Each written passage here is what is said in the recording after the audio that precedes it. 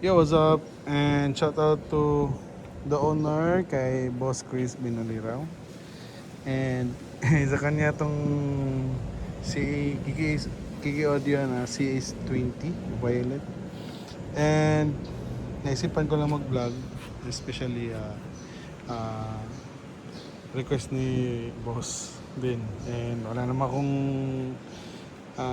lately hindi ako nag-upload eh. So I just want to share na next time. Ayun o. So awareness lang sa next time na pag maglilinis kayo ng amplifier is make sure na naka-turn off yung amplifier, and accidentally na ni sir ni boss na nahulugan ng test probe niya sa tester. So maybe may kinakalikot lang siya konti, and accidentally nahulog yung test probe niya dito and nasira. Pero ito lang naman yung sira.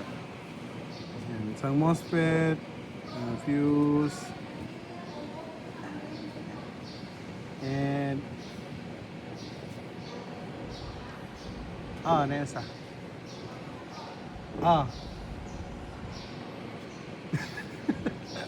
Kasi ate. Ayan.